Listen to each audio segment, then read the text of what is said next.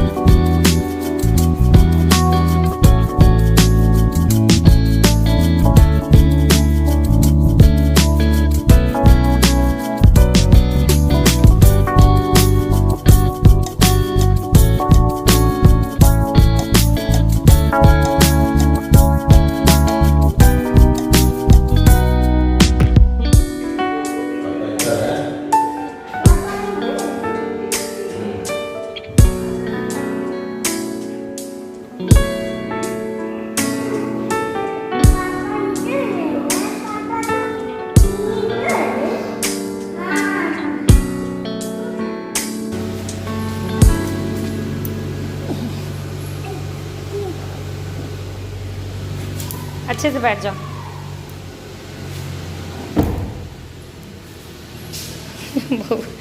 पापा के साथ ड्यूटी।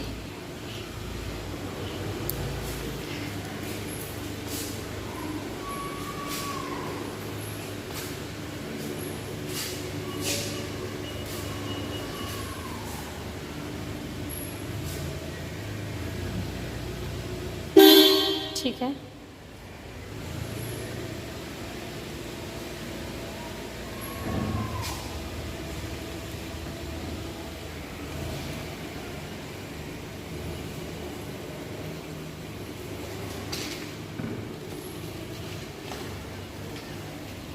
ठीक, मम्मा को भी नीचे आना हो।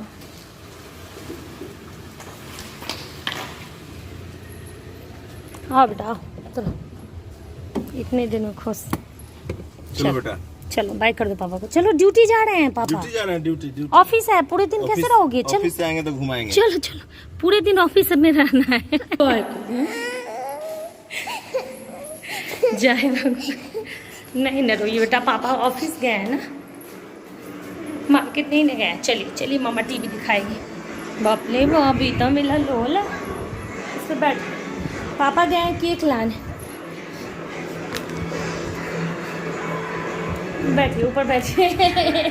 पापा गए केक ला रहे हैं, teddy bear.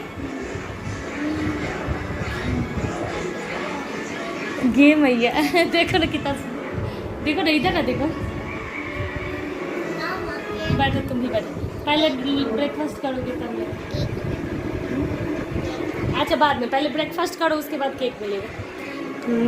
Hello again, welcome आप लोग का। तो आ गई हूँ मैं शावर वगैरह लेके, क्योंकि काम करने के बाद ना सीधे मैं चली गई थी वॉशरूम। क्या बेटा? झाड़ू पोछा तो आप लोग को दिखाया ही था। और देख लीजिए, पूरे दिन करने के बाद ये होता है काम, मेरे काम। तो 1:20 हो रहा है टाइम, तो चलेंगे अब खाना खाने। क्योंकि होता है ना, जब ड्यूटी ये जाने लगते हैं तो मेरी टाइम टेबल बहुत अच्छी हो जाती है। तो जाऊंगी मैं टेडी बियर सिलने, पहले खाना खा लूँगी, उसके बाद वो काम करूँगी। तो चलिए फिर मिलते हैं थोड़ी देर बाद खाना खा के।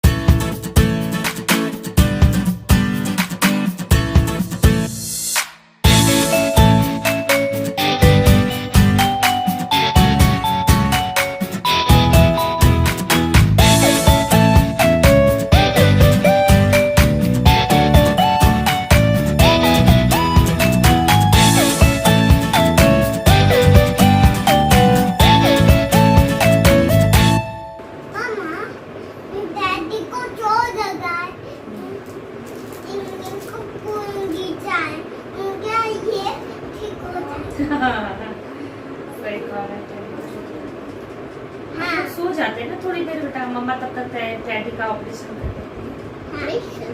मामा तुम बैठ पा रहे हो? वो बेटा ये क्रीम कलर का है ना, तो इसको व्हाइट कलर से कलर, क्रीम कलर ही रहता ज़्यादा बेस्ट। वाली जगह पे मामा मेरे को खोआ क्या?